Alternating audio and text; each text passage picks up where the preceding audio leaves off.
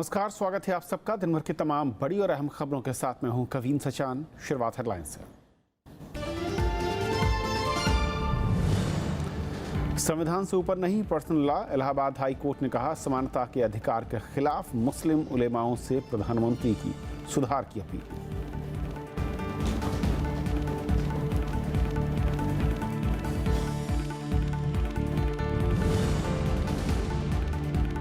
Justice Kannan अदालत की अवमानना के दोषी, सुप्रीम कोर्ट ने सुनाई 6 महीने की सजा। कन्नन के फैसलों की मीडिया कवरेज पर रोक।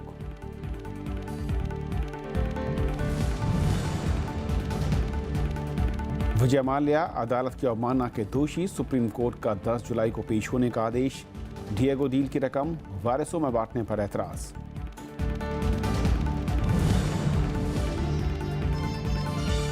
केजरीवाल के खिलाफ सीबीआई पहुंचे कपिल मिश्रा, दर्ज कराई 3 शिकायतें। बीजेपी ने की आम आदमी पार्टी की मान्यता रद्द करने की मांग।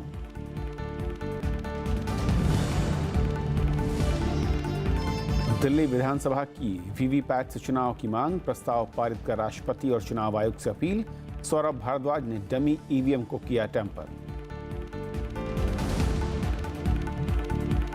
और आइए देखते हैं पहली खबर।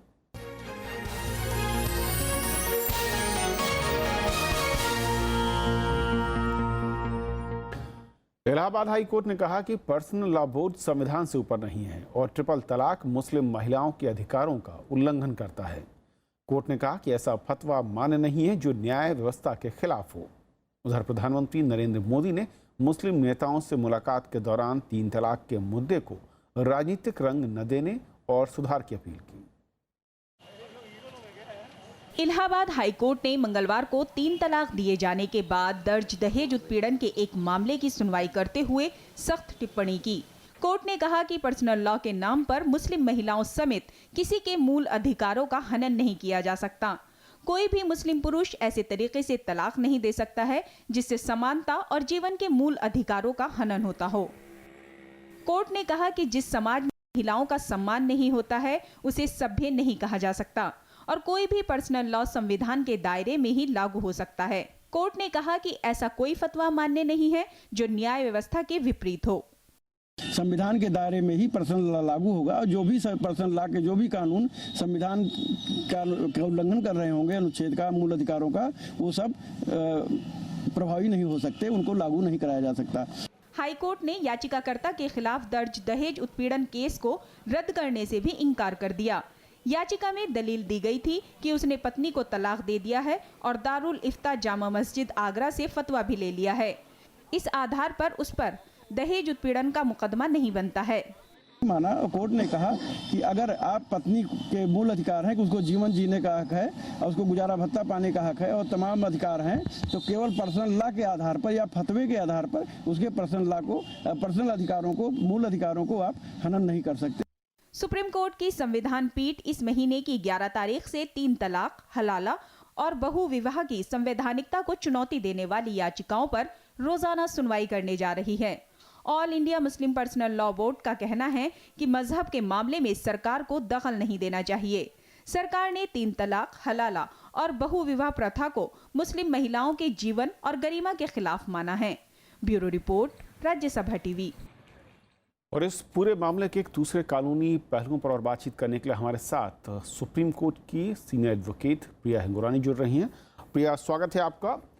समझना चाहूँगा कि जिस तरीके से इलाहाबाद उच्च न्यायालय ने ये जो टिप्पणी की है, इसे कानूनी अगर मैं शब्दों में या फिर उसके प्रावधानों में देखूं तो फिर इसका मायने क्या है और जो तमाम मसले से जुड़े हुए हैं उस पर इसका असर क्या होगा? देखिए, मैं सबसे पहले तो इलाहाबाद हाईकोर्ट के ऑर्डर की सराहना करती हूँ। उनका जो कहना है कि संविधान से ऊपर मुस्लिम पर्सनल लॉ बोर्ड के कानून नहीं है, वो बिल्कुल सही है। हमारे संविधान से ऊपर कोई चीज़ नहीं है, कोई पर्सनल लॉज नहीं उसके ऊपर एक स्टैंड ले सकते। इस केस में एक फतवा लाके एक लड़की को, जो लेडी थी, उनको तलाक दे के उसके बाद फतवा लेके उसको उसके हक से वंचित करा जा रहा था। वो बिल्कुल कोर्ट का ऑब्जर्वेशन सही है कि वो नहीं कर सकते और उस लड़की को पूरा हक है अपनी मेंटेनेंस के लिए, अपने सामान के लिए, अपने कॉम्पेंसेशन के लिए। जहाँ तक ट्रिपल तलाक का मसला है, जैसे आप सब जानते ही हैं, सुप्रीम कोर्ट 11 तारीख से इसमें सुनवाई करने जा रहा है जी। और ये सारे मुद्दे कॉन्स्टिट्यूशन बेंच अब सही मायने से अब डिस्कस करेगी। सब वकीलों को, चाहे वो लड़कियों की तरफ से हैं, चाहे वो मुस्लिम पर्सनल लॉ बोर्ड की तरफ से हैं या सरकार की तरफ से, सबको टाइम अलॉट किया गया है कि वो अपनी बहस, अपनी बात सुप्रीम कोर्ट में रखें। तो क्या प्रिया, इसके ये भी मायने हैं कि मुस्लिम पर्सनल लॉ बोर्ड में जो फैसले मौलिक अधिकारों का उल्लंघन करते हैं या उसके खिलाफ हैं, वो सभी एक तरीके से अवैध हो जाते हैं?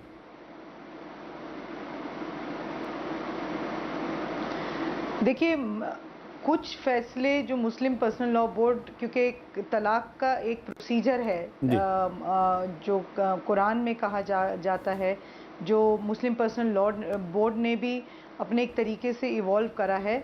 अगर उस प्रोसीजर को प्रॉपरली फॉलो करा जाता है और तलाक उस तरीके से दिया जाता है तो तलाक माना जाता है कानूनन। पर जो ये सिस्टम है जिसके ट्रिपल तलाक का, जिसमें तलाक तलाक तलाक कह के बिना वो टाइम पीरियड जिसको कहा जाता है कि उसमें मीडिएशन होता है, एक सोच समझ होती है, उस पीरियड का उल्लंघन करके, उसको नज़रअंदाज करके इस तरीके से तलाक दिया जाता है, उस चीज़ को कानून नहीं मानती और ये कहा जाता है कि कुरान नहीं मानती, और मुस्लिम पर्सनल लॉ बोर्ड का वो चीज़ को कबूल करना या मानना वो सही नहीं है। जी। और क्या इसके साथ जो एक बहस दूसरी चल रही है, मैं उस पर थोड़ा सा कानूनी मैं चाहूँगा रोशनी आप डालें कि जो अनुच्छेद 14, 15 और 21 है मौलिक अधिकारों को, मूल अधिकारों को लेकर, और जब ये कोर्ट कहता है, टिप्पणी करता है कि मूल अधिकारों का अगर हनन हो रहा है या उनका राइट मारा जा रहा है तो फिर वो वैलिड नहीं होगा मुस्लिम पर्सनल लॉ बोर्ड को लेकर। इसे एक बड़े फैसले के तौर पर या फिर इसे एक शुरुआत के तौर पर आप देख रहे हैं? हम इस ये एक बड़ा फैसला भी है और एक तरीके से शुरुआत भी। शुरुआत तो एक्चुअली बहुत पहले से है, जब शाह बानो के केस के बाद, जब 125 सेक्शन CRPC का उसके तहत मुस्लिम लड़कियों को मेंटेनेंस मिलने का हक चालू हुआ और शुरू हुआ और उनको मिलने लगा। शुरुआत तो वहीं से हो गई थी। और चाहे उनको तलाक हो या तलाक नहीं हो, टाइम पीरियड के बीच में हो, वो कोर्ट में जाके अपनी मेंटेनेंस के लिए, अपने हक के लिए लड़ सकती हैं और मांग कर सकती हैं। और कई कोर्टों ने उन्हें ये दिया भी है, उनको मेंटेनेंस मिला भी है उनके लिए, उन बच्चियों के लिए जिनको घर से निकाल दिया जाता है। और जो आज की टिप्पणी है उसके बाद इलाहाबाद हाई कोर्ट की तलाक के मसले, जो कि मैं कहूँ कि मुस्लिम पर्सनल लॉ बोर्ड के एक फैसले के बाद अदालतों में पहुँचते हैं या बहुत लंबे अरसे से पड़े हुए हैं, उनके लिए क्या ये आज की टिप्पणी एक नज़ीर के तौर पर होगी? बिल्कुल होगी। और ये एक, आई थिंक ये एड ऑन होगा सुप्रीम कोर्ट में। अब जब ये कॉन्स्टिट्यूशन बेंच, जो बेंच इलाहाबाद हाई कोर्ट से बड़ी बेंच इस मैटर को सुन रही है, इस चीज़ का भी जिक्र होगा, इस केस का भी डिस्कशन होगा, इसका भी वास्ता दिया जाएगा। पर जब तक सुप्रीम कोर्ट का डिसीजन नहीं आता, इलाहाबाद हाई कोर्ट के डिसीजन को माना जाएगा और इस चीज़ को महिलाएं अपने हित में यूज़ कर सकती हैं इस केस को। अब एक आखिरी सवाल, क्योंकि इलाहाबाद हाई कोर्ट का अगर ये ऑब्जर्वेशन, एक टिप्पणी मैं कहूँ है, और उसके बाद संविधान की एक बड़ी पीठ में सुप्रीम कोर्ट पर इस पर एक लंबी चर्चा होनी है, इस टिप्पणी का असर या फिर मैं कहूँ कि इसका इम्पैक्ट आपको लगता है कि वहाँ पर ज़रूर दिखेगा? देखिए, इस बात को लेके तो सुप्रीम कोर्ट में भी सरकार ने भी और महिलाओं ने, जो प्राइवेट महिलाएं, चाहे विमेन ऑर्गेनाइजेशंस जो इस बात को सपोर्ट कर रही हैं, उनका ये स्टैंड कोर्ट में पहले से ही है कि महिलाओं के जो हित के कानून हैं और महिलाओं के जो हक हैं वो उन्हें मिलने चाहिए। चाहे तलाक, अगर मुस्लिम पर्सनल लॉ बोर्ड इस तलाक को मंजूरी देती है तब भी उनको मिलने चाहिए। और ये तलाक देने का जो तरीका है उसको उसको गलत मानने के लिए उन्होंने एक पिटीशन कोर्ट में दायर की है। तो ये केस एक ऑलरेडी ये सब इश्यूज ऑलरेडी सुप्रीम कोर्ट के सामने पेंडिंग है और इस चीज़ को भी लेके और डिस्कशन सुप्रीम कोर्ट में होगी। प्रिया, बहुत बहुत शुक्रिया आपका इस पूरे मसले पर हमारे साथ जुड़ने के लिए और उसके तमाम कानूनी पहलुओं को सामने रखने के लिए। ये थी पहली खबर। छोटा सा ब्रेक और ब्रेक के उस पार कुछ और बड़ी खबरें।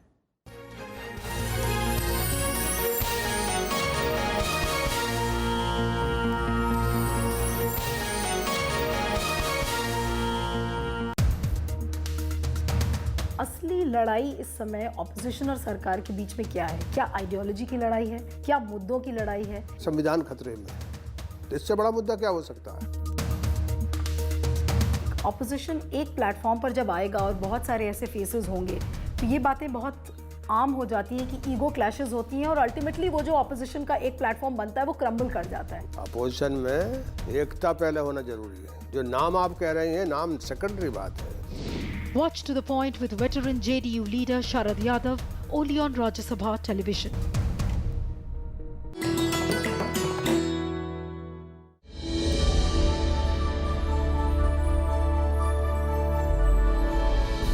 अमर्त्य सेन पहले भारतीय जिन्हें मिला अर्थशास्त्र के क्षेत्र में नोबेल सम्मान। गरीबी और भूख जैसे विषयों पर सेन ने किया है उल्लेखनीय काम। लोक कल्याणकारी अर्थशास्त्र की उनकी अवधारणा ने दिलाई विश्वव्यापी पहचान। वर्ष 2010 में सर्वाधिक प्रभावशाली व्यक्तियों की टाइम मैगजीन की सूची में शामिल था उनका नाम।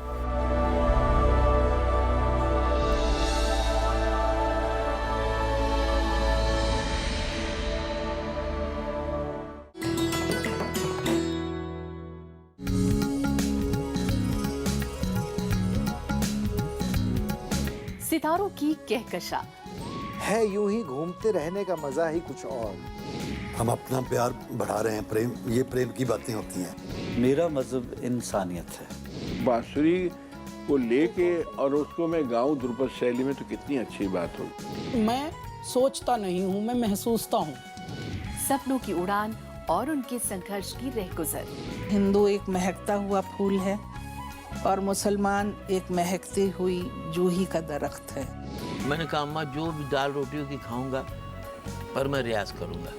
रास्ते पे पड़े हैं कीटाणु की तरह लाइक एन इंसेक्ट। बिना चोट लगे कोई आदमी अपना रास्ता नहीं बदलता है। आइए चलिए मेरे साथ ताबिंदा सितारों की खूबसूरत महफिल में।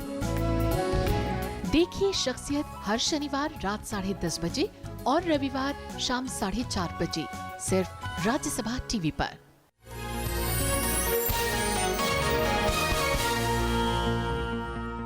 दिल्ली की सत्ता में काबिज आम आदमी पार्टी ने आज ईवीएम मुद्दे पर विधानसभा का विशेष सत्र बुलाया और इसी सत्र में डमी ईवीएम में टैंपरिंग कर अपने दावे को पुख्ता साबित करने की कोशिश की गई। इसके बाद राष्ट्रपति और चुनाव आयोग से वीवीपैट से लगी ईवीएम से चुनाव कराने का प्रस्ताव पारित किया गया। वहीं विपक्ष ने इसे भ्रष्टाचार के मामलों से ध्यान भटकाने की साजिश बताया।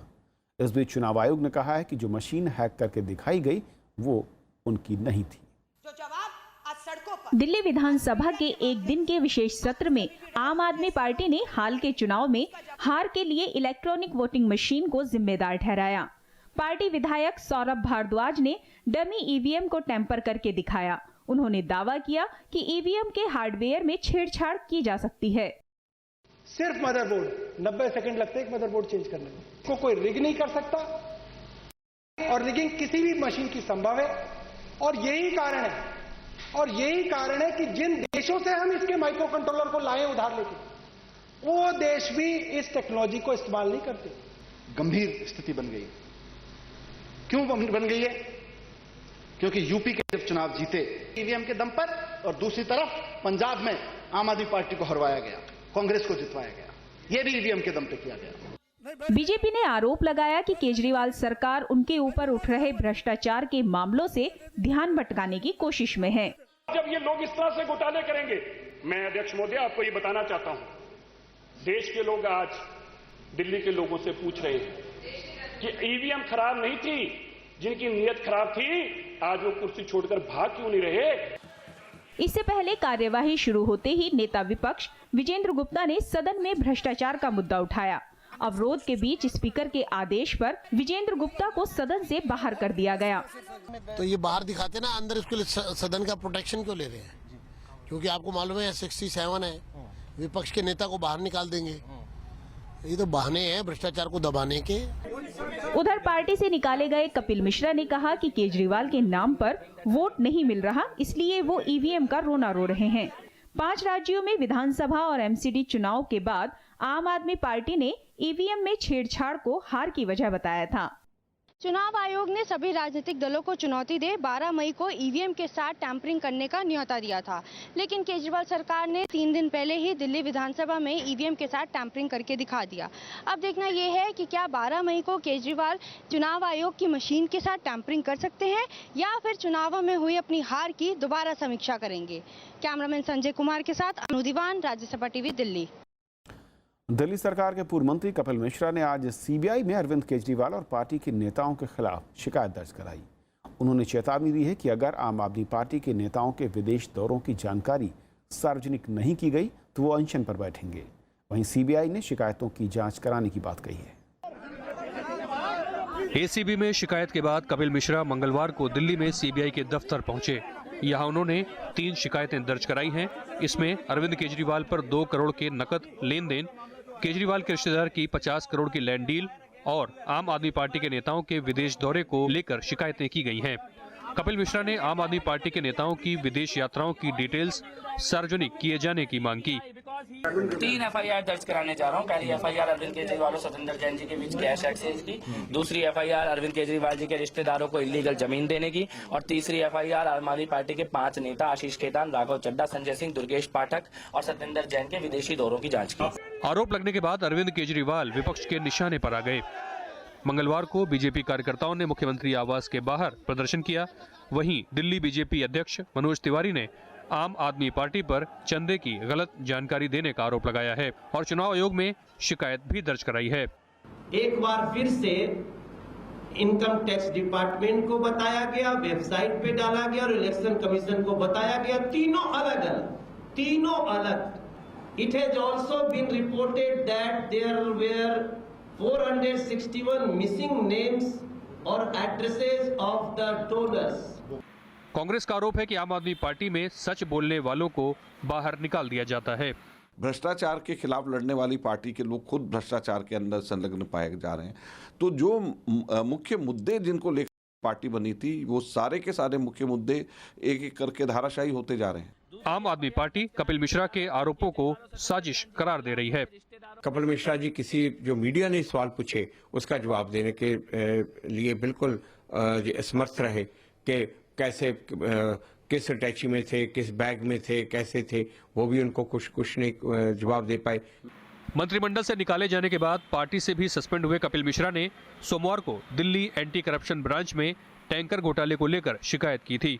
इसमें उन्होंने केजरीवाल और उनके साथियों पर आरोपियों को बचाने का आरोप लगाया था। Pranab Goswami, Rajya Sabha TV. Supreme court ने एक अभूतपूर्व फैसले में जस्टिस CS कर्णन को अदालत की अवमानना का दोषी पाया है। कोलकाता हाई कोर्ट के जज को 6 महीने जेल की सजा सुनाई गई है। 7 जजों की संविधान पीठ ने यह फैसला लिया। मीडिया से जस्टिस कर्णन के किसी आदेश को छापने या दिखाने से मना किया गया है। इतिहास में पहली बार किसी वर्तमान जज को सुप्रीम कोर्ट से सजा सुनाई गई। कोर्ट ने कहा कि अवमानना का कानून सबके लिए बराबर है। दरअसल 1 मई को शीर्ष अदालत ने जस्टिस कर्णन की मेडिकल जांच के आदेश दिए थे और कर्णन ने जांच कराने से इनकार कर दिया था।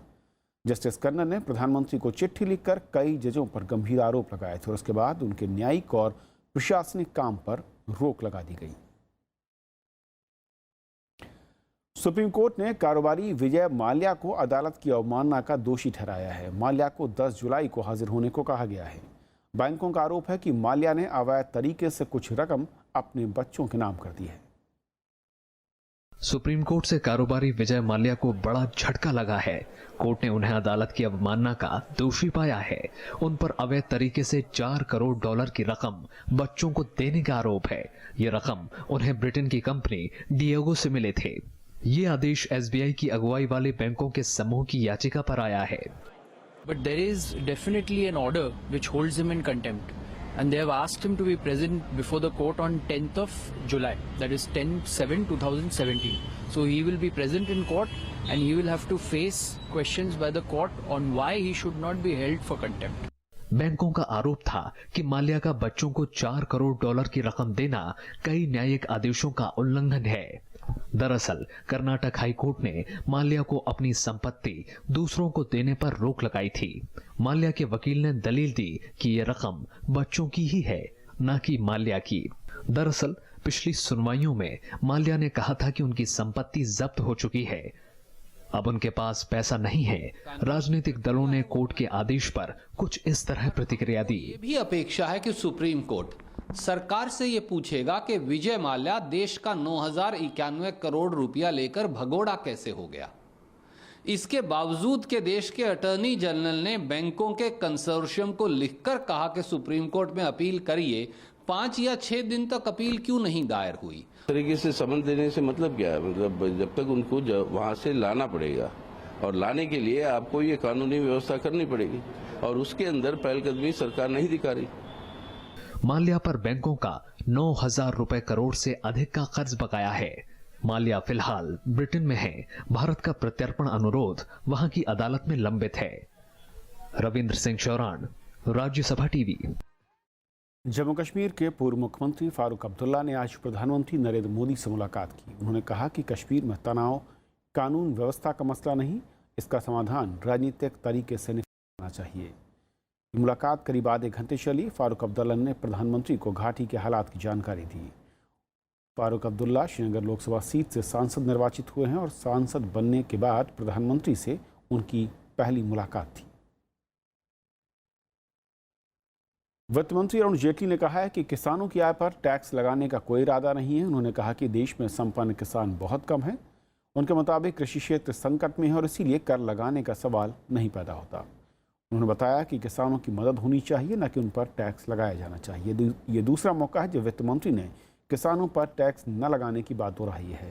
हालांकि नीति आयोग के सदस्य विवेक देबरॉय ने किसानों पर टैक्स लगाने का सुझाव रखा था। नीति आयोग भी देबरॉय की राय को निजी बताकर खारिज कर चुका है। अंतर्राष्ट्रीय मुद्रा कोष यानी IMF ने कहा है कि नोटबंदी से भारतीय अर्थव्यवस्था उभरने लगी है और इससे चालू वित्त वर्ष में विकास दर 7.2% तक पहुंच जाएगी। IMF ने कहा कि कृषि विकास दर बढ़ाना भारत के लिए अहम चुनौती है। भारत की विकास दर को लेकर IMF का रुख सकारात्मक है। एजेंसी का अनुमान है कि चालू वित्त वर्ष में GDP 7.2% की दर से बढ़ेगी। अगले वित्त वर्ष में ये दर 7.7% तक पहुंच जाएगी। IMF का मानना है कि नोटबंदी के बाद नकदी की कमी खत्म हो रही है। साथ ही अच्छा मानसून भी विकास दर बढ़ाएगा। Demonetization should help industrial sector in the next year, in the current year, 17-18 and 18-19, largely because it should help, the banking sector to, recover much faster than which would have otherwise taken more than 3 to 4 years to recover. IMF ने कहा है कि महंगाई कम करने वाली मौद्रिक नीति और राजकोषीय मजबूती से अर्थव्यवस्था में स्थिरता आएगी। एजेंसी का मानना है कि भारत के कृषि क्षेत्र में कई चुनौतियां हैं। मसलन कृषि उत्पाद बढ़ाने पर ध्यान दिया जाना चाहिए। किसानों को फसल बेचने के लिए ज्यादा विकल्प मिलने चाहिए। किसानों को मिलने वाली सब्सिडी सीधे उनके बैंक खातों में पहुंचनी चाहिए। अगर एग्रीकल्चर प्रोडक्शन अच्छी होती है तो एग्रीकल्चर प्रोड्यूस के दाम भी कम हो रहे हैं। लोगों को बेनिफिट है, बट द फार्मर्स को जो है वो काफ़ी नुकसान झेलना पड़ रहा है। तो इन सारी चीज़ों की तरफ से सरकार को भी ये देखना होगा कि समय पर मिनिमम सपोर्ट प्राइस को लेकर के आ जाए। IMF ने एशिया प्रशांत क्षेत्र की विकास दर भी बढ़ाकर 5.5% कर दी है। हालांकि क्षेत्र में कई तरह की अनिश्चितताएं भी बनी रहेंगी। IMF ने GDP ग्रोथ में एशिया पैसिफिक रीजन को वर्ल्ड लीडर की उपाधि तो दे दी, लेकिन जताया है कि एजिंग पॉपुलेशन इस रीजन के लिए एक बड़ी समस्या हो सकती है। साथ ही अमेरिकी राष्ट्रपति डोनाल्ड ट्रंप की प्रोटेक्शनिस्ट नीतियां भी इस रीजन के लिए काफी मुश्किलें पैदा कर सकती हैं। दिल्ली से कैमरा पर्सन सुधांशु के साथ कृति मिश्रा, राज्यसभा टीवी। नीदरलैंड के विदेश मंत्री बर्ट कैंडर्स ने भारत के साथ व्यापारिक संबंध और बढ़ाने की पेशकश की है। उन्होंने मंगलवार को दिल्ली में विदेश मंत्री सुषमा स्वराज से मुलाकात की। दोनों देशों के बीच सहयोग के लिए उभरते क्षेत्रों में शिक्षा और जल प्रबंधन जैसे मुद्दे हैं। भारत और नीदरलैंड के बीच तकनीक, यातायात, ऊर्जा और वित्तीय सेवाओं जैसे क्षेत्र में पहले से ही करीब $9 अरब का व्यापार है, जिसे और बढ़ाने के तरीकों पर दोनों नेताओं ने विस्तार से चर्चा की। व्यापार को चुनिंदा क्षेत्रों में विकसित करने के लिए नीदरलैंड ने वाणिज्यिक दूतावास को चेन्नई से बदलकर बेंगलुरु में करने का फैसला लिया है। नीदरलैंड भारत के 10 बड़े व्यापारिक सहयोगियों में से एक है। वेनु राजामोनी नीदरलैंड में भारत के राजदूत हैं। राजामोनी हेग स्थित रासायनिक हथियार रोकथाम संगठन में भारत के स्थायी प्रतिनिधि भी होंगे। वेनु राजामोनी अगस्त 2012 से राष्ट्रपति के प्रेस सचिव हैं। वो 1986 में भारतीय विदेश सेवा से जुड़े थे। अमेरिका और चीन में भारतीय दूतावासों में वो अपनी सेवाएं दे चुके हैं। सर्जिकल स्ट्राइक की धमकी से नाराज पाकिस्तान ने आज इस्लामाबाद में ईरान के राजदूत को तलब किया। पाकिस्तान विदेश मंत्रालय ने ईरान के राजदूत को चेतावनी दी है कि ईरान के बयान से दोनों देशों के रिश्तों पर प्रतिकूल असर पड़ सकता है। इससे पहले ईरान ने सेना प्रमुख महमूद बाकरी ने कहा था कि अगर पाकिस्तान ने अपने यहाँ से ईरान में सीमा पार आतंकवादी हमलों पर रोक नहीं लगाई तो ईरान आतंकवादी शिविरों को नष्ट करने के लिए पाकिस्तान की सीमा पर हमले करेगा। भारत की तरह पाकिस्तान और ईरान के बीच भी खुली सीमा है, जिससे आतंकवादियों और ड्रग माफियाओं की सीमा पार जाने की आशंका बनी रहती है। पिछले दिनों पाकिस्तान के आतंकियों के हाथों ईरान के कई सुरक्षाकर्मियों की मौत भी हो चुकी है।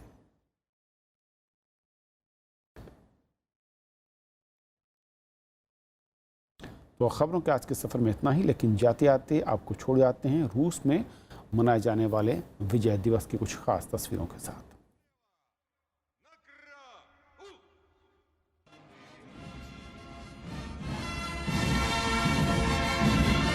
Огромной стране в каждой семье.